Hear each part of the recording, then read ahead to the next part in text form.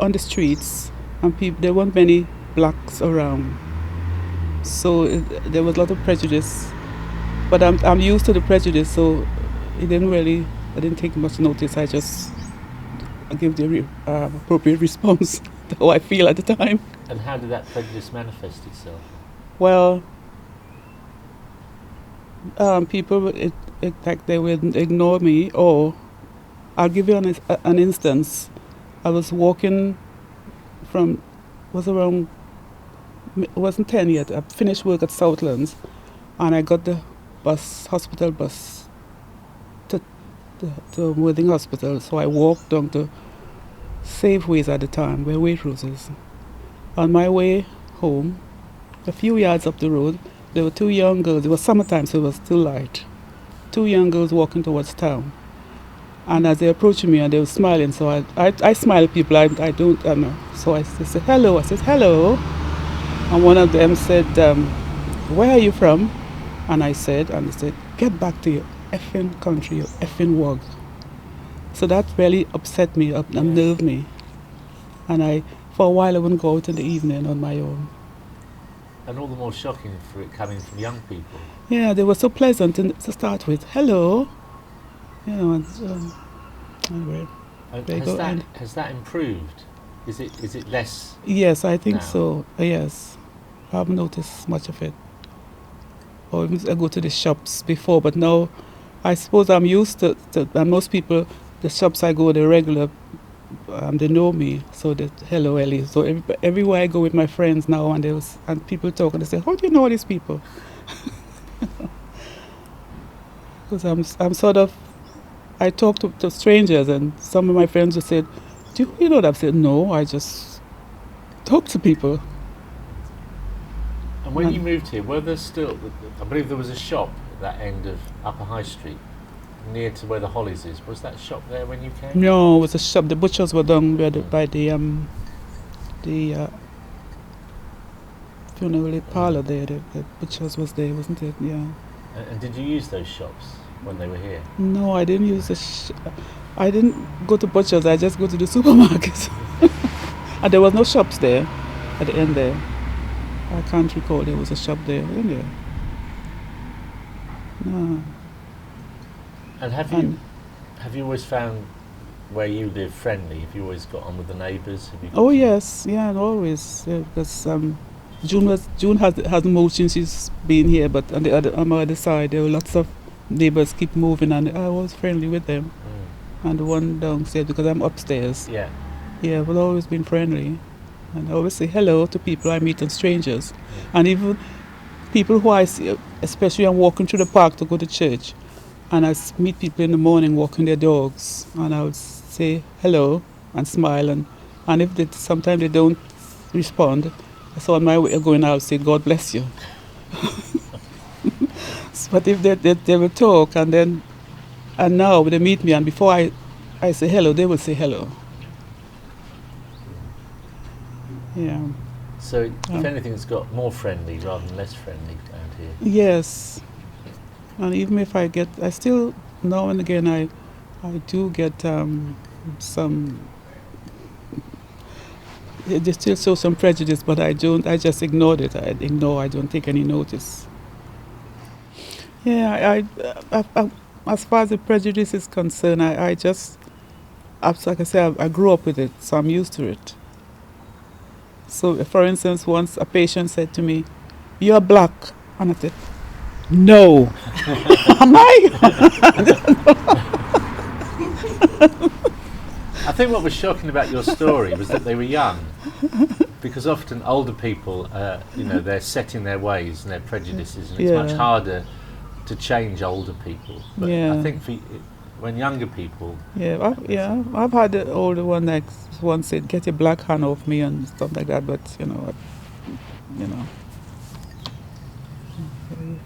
what can you do about it? Yeah, well, it's positive you thought it's less. Oh, now. yeah, it didn't bother me, because I'm used to it. It's my friends, my colleagues who would take it and they said, "Well, how dare you?" And it's, Well, my father got Alzheimer's, and so did Anne's father. And at different times they were in the same home, West Home in Goring. Okay. And there was one woman in there with Alzheimer's, and she was saying the most awful racist comments to non-white nurses. And okay, they can think, oh well, she's got Alzheimer's, but they're still being abused. It's still virulent abuse, and you think, oh, how do you? Awful. It depends. I remember a patient was having a go at me, so usually I leave them and I come back. So she was having a go at me, so I left her, and after a couple of minutes I went back. I said, hello. She said, oh, hello there. I said, what's the matter? She says, and she's talking to me about myself. That person, she was awful to me. I said, well, she really, I'll look after you. Don't worry. I just forgot all about it. Well, I think it's wonderful if you can do that, if you can disengage from what people are saying. Yeah, so we were taught, to do that. Because if you insist and they get so irate, you just leave them. They'll calm down when you go back. They're fine. And then coming up, there was the little newsagent shop, which was run by a Ugandan Asian family. But they went after a while because they were national fronted one night, in the middle of the night. Tell us about that incident. What happened? Well, I heard a noise. It would have been mid-80s, 85 maybe. And when I got up and looked out the window, and I saw these young men running down the road and throwing paint all over them and daubing NF and everything on the shop front, which was very sad. And I felt dreadful because I didn't feel able to report who I thought I'd seen doing it, because I was scared they'd start on me next. You never know with people. But we had another incident of that up at on Newlands Road, where the cobblers used to be, and there was an Asian family living upstairs, and they had the same problem. So it happens. And were these young men who were doing it? Young men, local, recognisable. Are they still in the area or have they gone? I don't know, but they were actually picked up by the police for it, so I could sort of breathe out and know that my cowardice didn't matter too much, yeah. Definitely, and we've made efforts to try and sort of integrate with those communities around us. Richard's now a governor at a primary school near here. Various societies and things that we've tried to get involved with, and the work that I do is moving over here as well. So it's kind of we definitely, it feels like we're putting down roots, which is really nice. You're looking at this as a long term. Absolutely, definitely. Yeah. It didn't feel like at no point have we considered this a 5-year experiment. It's somewhere that we want to put some roots down. Yes. And what are the? I mean, you have touched on this already, but what are the main differences between which part of Brighton were you in? Kemptown. So what's the obvious differences? Because Kemptown obviously is very famous as a sort of the gay part of a gay town in a way, whereas Worthing hasn't got that at all.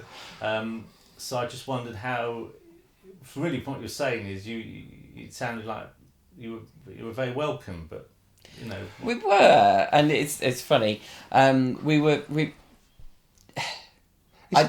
think you feel eyes on you, but I think it's fair to say, or we did when we first moved here, as in living in, as you say, the gay part of the gay town.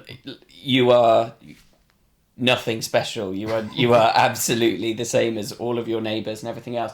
And so moving out to what is essentially a more conservative, small C area, we definitely have,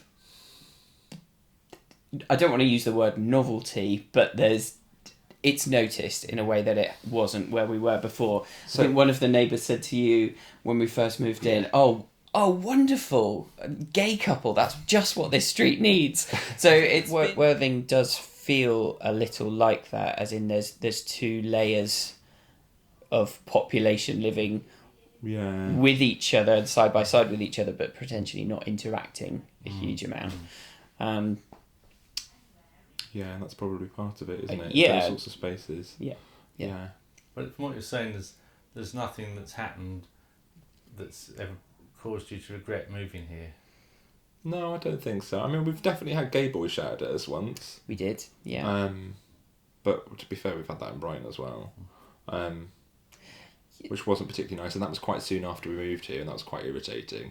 But then, sort of, Worthing Pride having been set up as well now, feels very, it does feel like even in the short space of time we've been living here that the town has changed quite a lot. Or maybe that's just been us getting to know it better. But, I think there's a big difference between hostility and unease to ignorance in the true sense of the word, and that there's definitely ignorance, but we're not finding hostility. Is what I would say. Yeah. And this street, as far as you know, are there a lot of people who've moved in from other parts, from Brighton, from London? Yeah, well, our neighbour this way, London. Most of them are.